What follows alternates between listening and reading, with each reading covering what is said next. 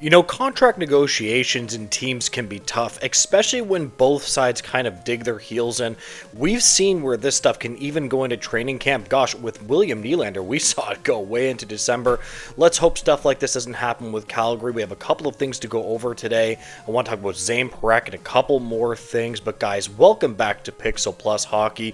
If you could make sure to hit that subscribe button, it would be so greatly appreciated. And thank you so much to those that are already supporting me as well.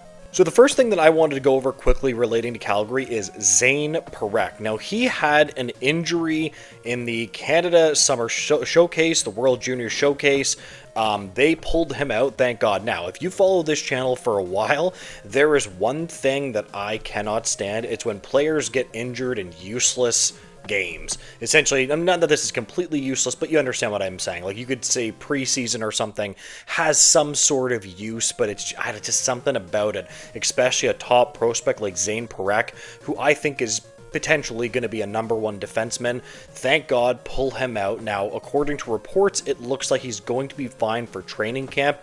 I'm really interested to see like what kind of impact Parekh can have on the Calgary Flames this year, but we will have to see. Also, shifting gears, the Calgary Flames have re-signed Pospisil. Now, when it comes to Pospisil, it depends. He got 2.5, right? So a lot of people aren't going to love that, but it also depends on his ceiling. It completely depends on one of two things, like, right?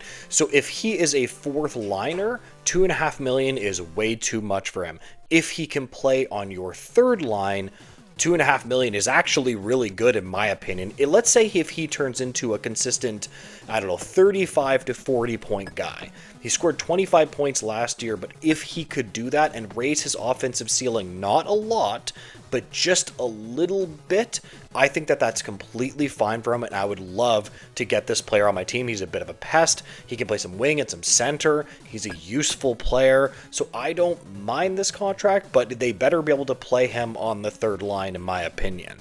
Now, as I was talking about earlier in the video, contracts suck. It's weird.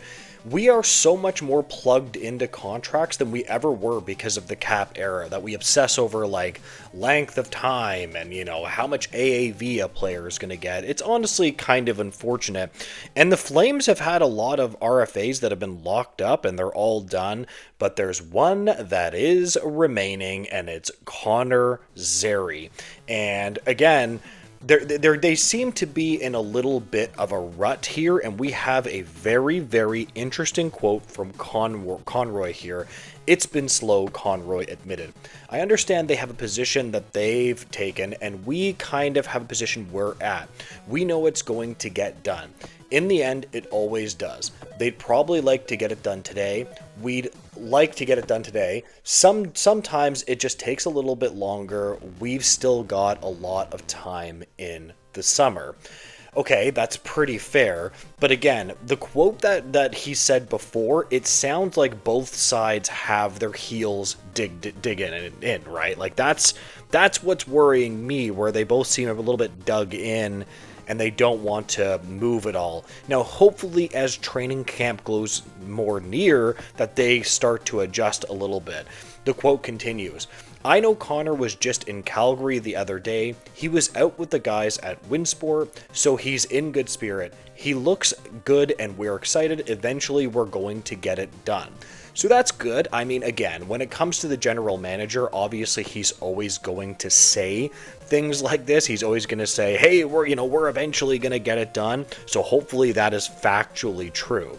And we have another really, really interesting quote here that gives a little bit more, light on exactly what the player and the team are kind of looking at here.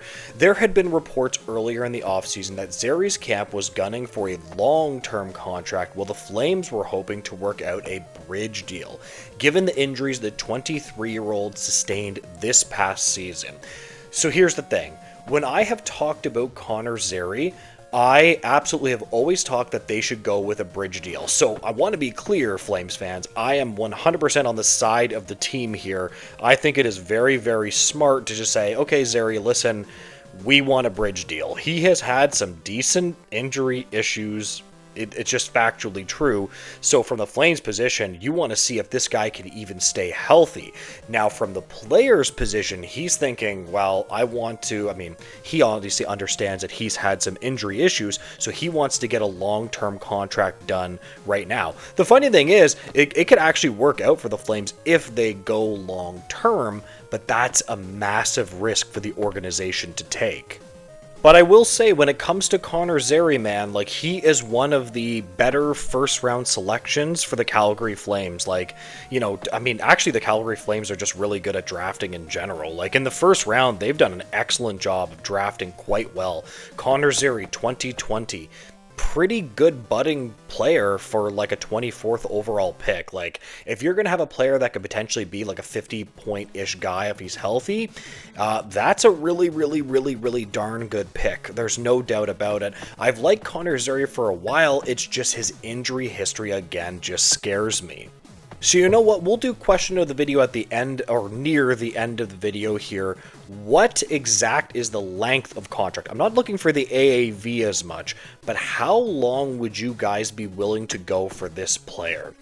For me, I would say 3 years is the absolute max. What I would aim for if I was the Calgary Flames, I would probably aim for 2 years. 1 year is a little bit disrespectful. The perfect contract for him, for me, again, if I'm just looking at it from the team's point of view and the fans' point of view, I would want it at 2 years. I would not want it any further than that.